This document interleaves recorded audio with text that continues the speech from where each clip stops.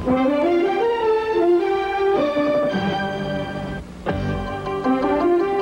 Austin's News Channel, this is the Channel 7 Morning News.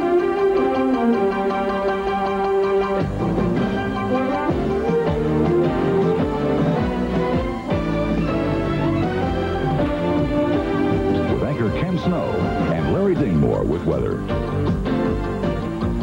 Good morning. A Bastrop County youth is missing this morning. The 18-year-old boy was reportedly on his way to meet classmates at UT when he mysteriously disappeared. We'll have more coming up on that in just a minute. First, though, let's check in with Larry about the weather. You say your thermometer's stuck, huh?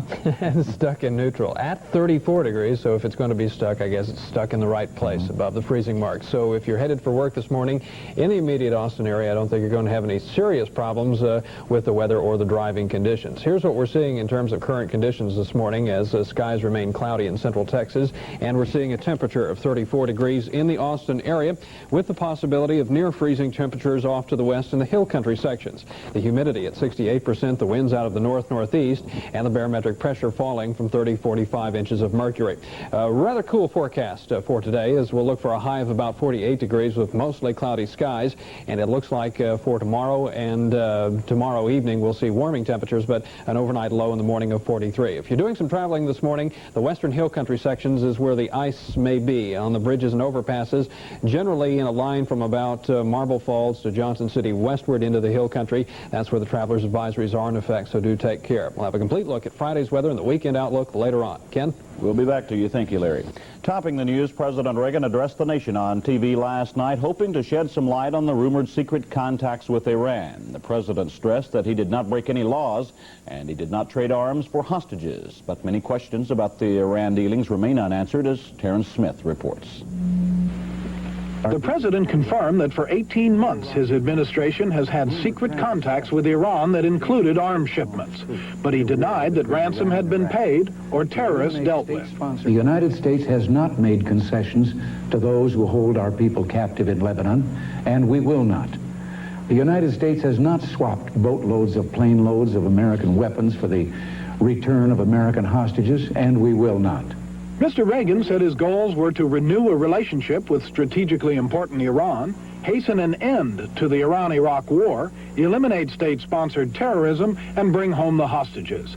He contended that some progress had already been made. Since U.S. government contact began with Iran, there's been no evidence of Iranian government complicity in acts of terrorism against the United States.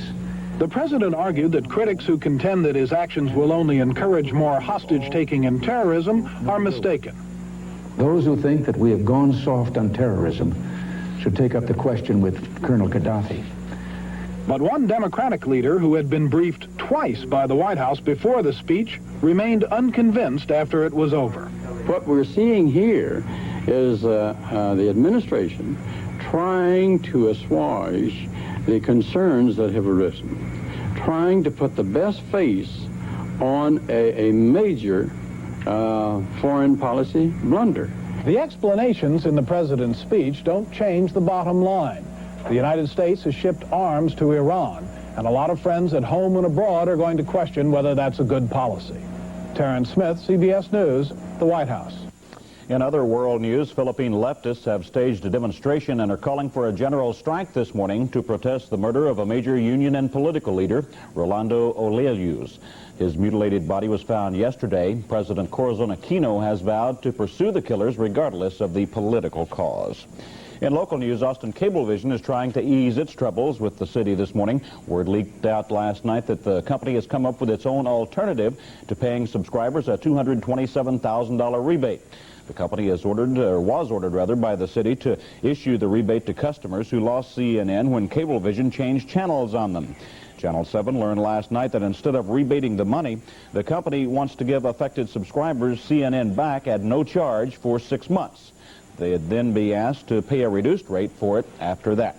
Austin Cablevision officials won't comment on that proposal. A decision on the proposal is expected from the city manager today. And the City Council has another problem to consider in the coming weeks, the AIDS threat in Austin. City Hall reporter Doug Schimel has details on a proposed ordinance aimed at that issue. The AIDS virus looks feeble under the gaze of a microscope, but that harmless-looking virus has infected more than 80 Austin residents, killing 46 of them. An AIDS symposium here in town has underscored Austin's vulnerability, and the issue has finally gotten onto the city's political agenda. While doctors say a cure for the virus is several years away, the city council is attempting to cure a legal side effect of AIDS, discrimination. An AIDS task force researched the problem and found that those in high-risk AIDS groups run into a sort of AIDS prejudice. This can range from an individual who tests positive to the HTL3 virus but has no symptoms and is not ill, to people who simply have cared for a family member and as a consequence been fired from their job because of that association. They've recommended an ordinance that forbids bosses, landlords, or merchants from denying jobs, housing, or goods and services to people in those categories. A proposed fine of $200 awaits violators. Mayor Frank Cooksey says the plan is a must, but adds money is needed to make it work. You cannot have an ordinance that just simply addresses discrimination. I think you have to have, at the same time, a very thorough, complete, and full education program, and that's the only thing that's going to help. A hearing on the proposed AIDS discrimination ordinance is set for December 11th. Doug Scheimel, Channel 7 Morning News. Construction has boomed in Austin for the past few years, giving the city a new look and a new glut of office space. Since 1982, office space has nearly doubled from 4.5 million square feet to more than 8 million. But while the city's growing up, it's not filling up as quickly as expected. In fact, a recent survey shows Austin has the highest vacancy rate in any city of Texas and the second highest in the nation. This looks like bad news on the surface, but it's good news for companies looking for a bargain. My recommendation is that if you want a bottom line deal, do it today, because you're not going to get a better deal tomorrow. Johnston says in addition to low prices, potential occupants can negotiate for freebies such as parking and interior designs to suit the client's taste. Austin police are asking for help this morning in locating a missing area teenager. Authorities say George Anderson was reported missing Wednesday after he left Bastrop for the UT Law School. He apparently never arrived at UT. The 18-year-old high school student is 5 foot 10 inches tall and weighs about 165 pounds. He has brown hair and hazel eyes. Anderson was last seen wearing a short sleeve shirt, blue jeans, a gray western belt, and roper boots. He was headed to meet his class when he left Anderson High School. He was driving a 1979 blue Buick LeSabre four-door hardtop. If you have any information in this case or have seen George Anderson, please contact the Austin Police Department. The bitter cold weather that has gripped central Texas for the past couple of days reportedly killed a Waco man yesterday. Authorities in Waco say 47-year-old George Myrick was found sitting frozen inside a crude shelter. There's a warning out this morning about generic drugs. We'll tell you about that next on Channel 7 Morning News.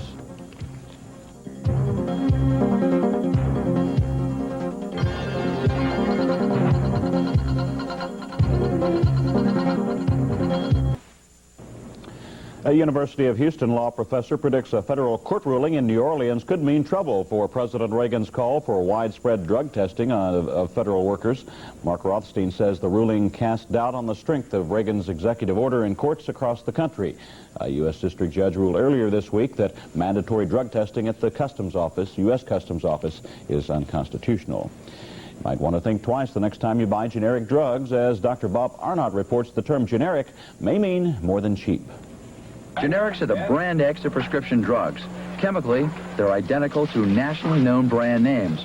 But because they cost less to develop and market, they save consumers an average of 45% over brand name drugs, according to a 1985 survey.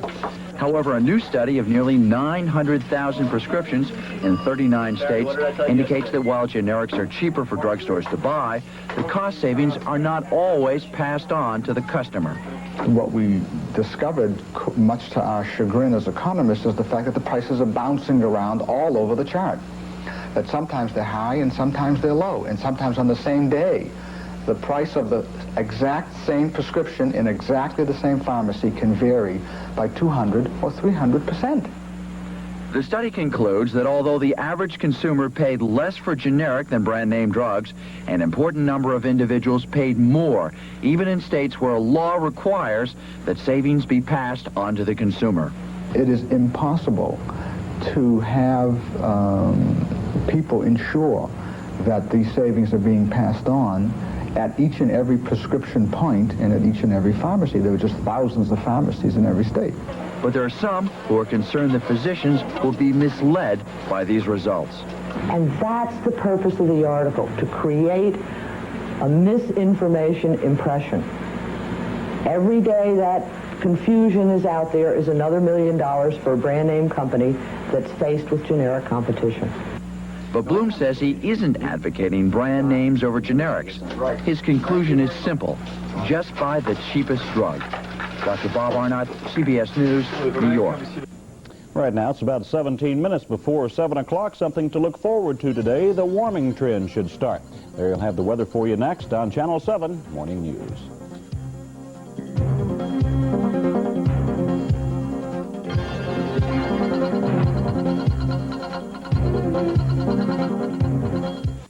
It's still cold out this morning, but not quite as cold as originally you'd thought. Yeah, we were kind of worried about a freeze possibly in the Austin area this morning, but we're hovering just above that. Still some icy spots in the hill country where temperatures could be freezing for this morning. It looks like warmer weather, though, is on the way for the next couple of days. Here's what we're seeing in terms of current conditions this morning. We're stuck at 34. We've been there since last night. Mostly cloudy skies in the Austin area.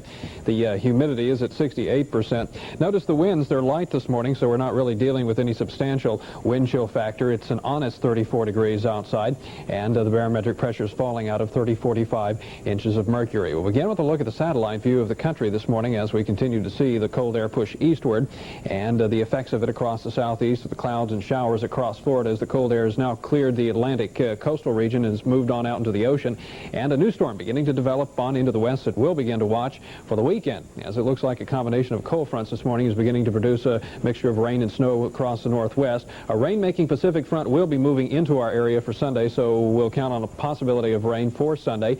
Beyond that, the cold air will begin sliding down into the central plains. This time, though, I think it's headed eastward and kind of around Texas. We'll continue to watch it. It may be a close call, but I don't think this next one's really going to affect us that much. So we'll look for fairly warm temperatures on into early next week. In the meantime, this morning across Texas, what we continue to see are freezing temperatures off in the western part of the state, with readings for the most part in the 20s.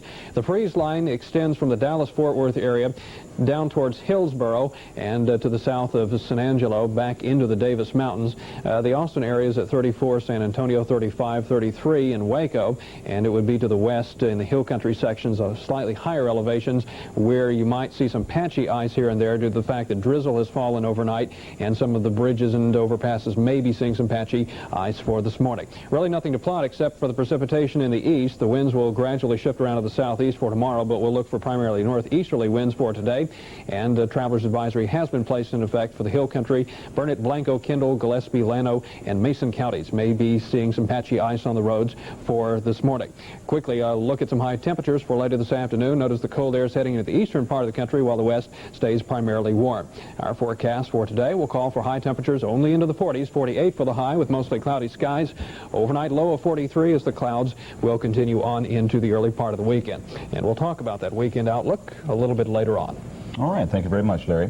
Well, this year's version of the Lady Longhorn basketball team was unveiled to the public and the media for the first time yesterday, and they looked impressive in the orange-white intra-squad basketball game. Yolanda Wimbish and Clarissa Davis scored 22 points apiece, and Beverly Williams added 18 to lead the white to a 10-point victory at the Irwin Center. The final score in that game was 91-81. In Southwest Conference football games this weekend, Texas travels to TCU to take on the Horned Frogs. And in what may be the biggest game of the weekend, A&M travels to Arkansas. The Aggies have a 2-game lead in the conference, and there are 3 games to go. Pardon me, the high school playoffs for most classifications get underway tonight. The Reagan Raiders will go to San Antonio to play Churchill, and Travis will play Converse Judson of San Antonio at Memorial Stadium tonight. In the NBA last night, it was San Antonio over Cleveland, 115-102. Indiana beat New Jersey, 120-117. They had to go to overtime to do it, though. It was Utah blowing out the Los Angeles Clippers, 130-113. And Golden State beat the 76ers. The final there, 112-104. When we come back, we'll recap the top stories of the morning for you in case you're just tuning in. That's coming up next on Channel 7 Morning News.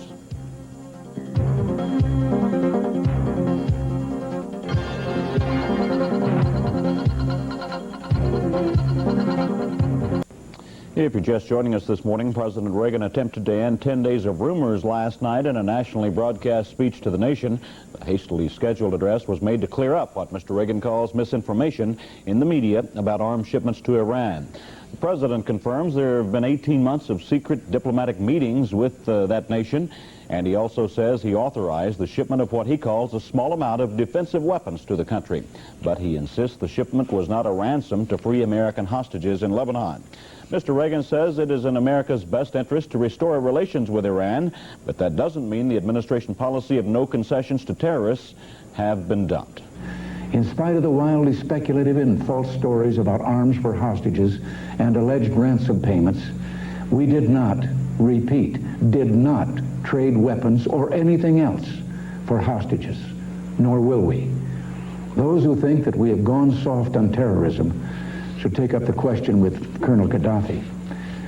We have not, nor will we, capitulate to terrorists.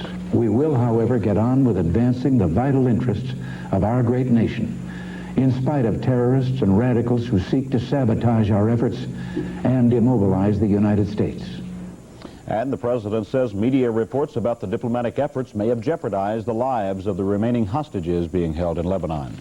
In local news, Austin Cablevision has come up with its own alternative to paying a $227,000 rebate to customers.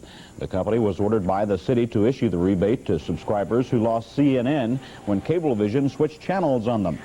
Channel 7 learned last night that instead of rebating the money, the company wants to give affected customers CNN back at no charge for 6 months. They'd then be asked to pay a reduced rate for the channel after that. Austin Cablevision officials won't comment on the proposal. A decision is expected from the city manager sometime today. The city council is wrestling with a new problem these days, the threat of AIDS. With the threat of the disease itself comes a legal side effect known as discrimination. An AIDS task force in Austin has researched that problem and found that those in high-risk AIDS groups run into an AIDS prejudice. The task force has recommended an ordinance that forbids bosses, landlords, or merchants from denying jobs, housing, and goods and services to high-risk AIDS victims. A hearing on the proposed ordinance is set for December 11th. Austin police are asking for help this morning in locating a missing area teenager. Authorities say George Anderson was reported missing Wednesday after he left Bastrop for the UT Law School. He apparently never arrived at UT. The 18-year-old high school student is 5 feet 10 inches tall, weighs about 165 pounds. He has brown hair and hazel eyes. Anderson was last seen wearing a short-sleeved shirt, blue jeans, a gray Western belt, and roper boots. He was headed to meet his class when he left Anderson High School. He was driving a 1979 blue Buick LeSabre four-door hardtop. If you have any information in this case or have seen George Anderson, please contact the Austin Police Department. When we come back, Larry will take a look at our extended weather forecast. It looks like it's going to warm up a little over the weekend. You'll have that for you next on Channel 7 Morning News. Coming up tonight on Channel 7 News, it pays to be a good driver in Austin. The police department announces today it will reward safe drivers with cash. More on that story later on today. And an update on Austin's airport expansion plans. The City Council and the Griner Group will meet today at a news conference. They'll outline the latest options for that. Let's find out the latest options for our weather, and hopefully those include a warmer weekend, Larry. I think so. It's kind of funny to be talking about a high of 48 today, Ken, as a warming trend, but when yesterday's high was only 38, it's a substantial warming trend. I am trying to be optimistic about this. 4 minutes before 7 o'clock. Good morning, everybody. These are the current conditions. Metro Austin, downtown, 34 degrees above freezing with north-northeasterly winds.